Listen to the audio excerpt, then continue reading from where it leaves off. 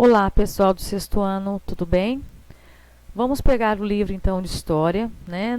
Na aula de hoje a gente vai ver a fundação de Roma, no capítulo 7, né? Como que Roma se fundou. A gente pode perceber, né, que vocês vão estar observando no livro de vocês, que Roma, existem duas versões para a fundação, para a origem da fundação de Roma. Uma versão é a mitológica e a outra versão é a histórica. Ou seja, isso aqui é uma lenda e isso aqui é uma história científica, né? Uma história que foi comprovada, tá? Então, na versão mitológica, conta a história de dois irmãos, de gêmeos, né? Que estão relacionados ao herói troiano. Na versão histórica, foi que Roma foi fundada, né, por volta do século VIII, por povos latinos, né? Por italiotas e por etruscos, tá?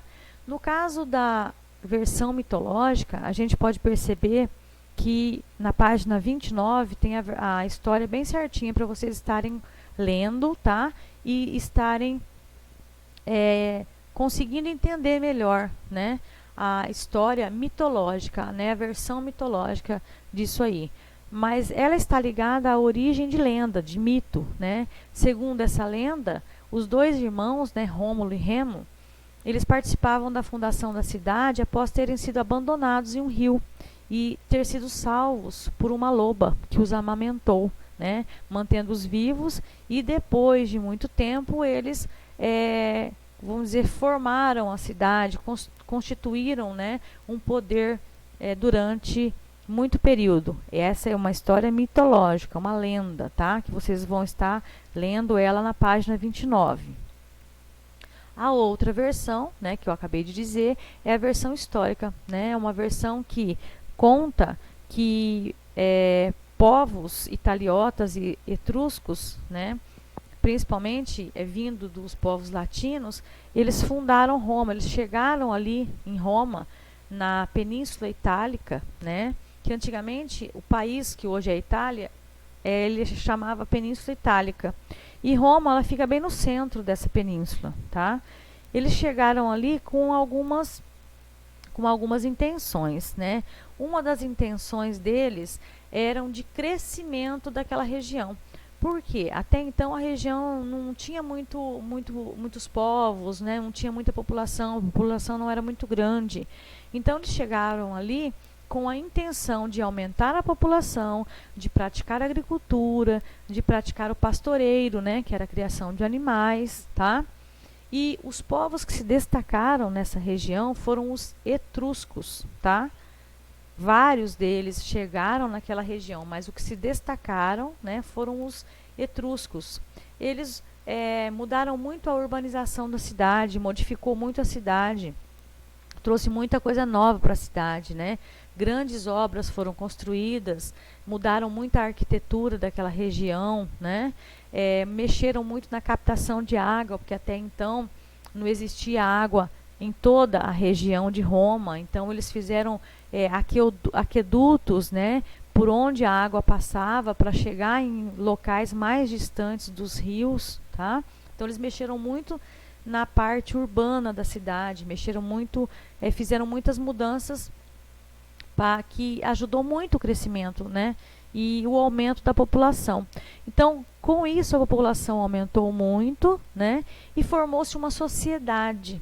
Essa sociedade, quando se forma uma sociedade em uma região, se forma poderes, né, poderes políticos, poderes religiosos, né. Então, a gente vai ver aqui do ladinho os poderes, né, da sociedade, ou seja, como que essa sociedade se formou. A gente vai ver que aqui era como se fosse uma pirâmide, né? Então vamos imaginar uma pirâmide. Quem estava no topo dessa pirâmide eram os patrícios, que faziam parte dessa sociedade romana. Os patrícios, eles eram proprietários de terras, formavam um grupo menor de pessoas e eram ricos, né? E tinham muitos direitos políticos, né? Porque eles tinham poder, dinheiro, né?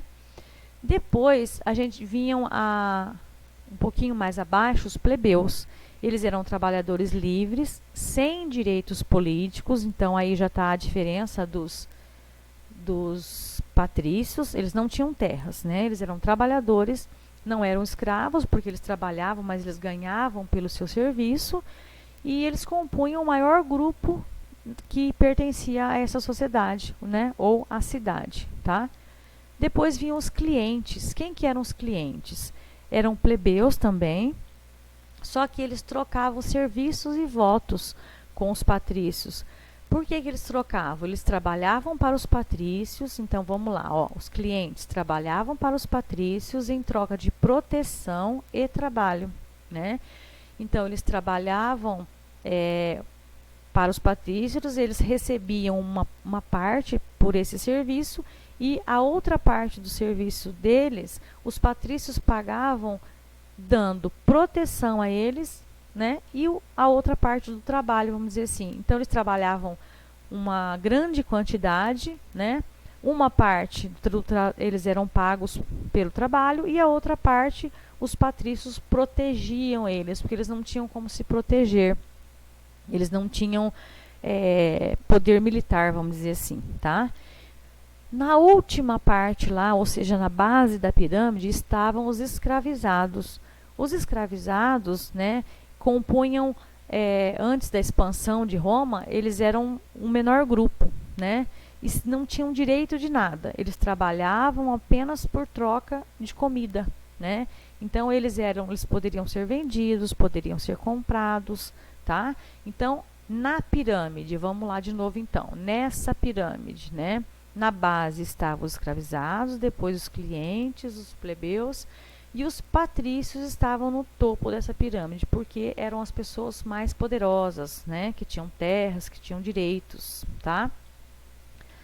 Dentro dessa sociedade, a gente pode perceber que tinha que haver uma organização dentro das famílias, né? Que compunham essas sociedades aqui. Então, na organização familiar, que era composta por pai, mãe, filhos, escravizados e animais, o pai, ele era o comandante da família. Então, todos os outros membros, né, da família tinham que dar obediência ou ser obediente ao pai, tá? No caso da mulher, né, qual que era a sua composição dentro da sociedade romana, dentro da organização da família romana? Ela sempre tinha que ser submissa ao homem. Quando solteira, ela tinha que ser submissa ao pai. Quando casava, ela tinha que ser submissa ao marido, né? Só que o que acontecia? Muitas dessas mulheres não queriam ser submissas ao homem para o resto das suas vidas.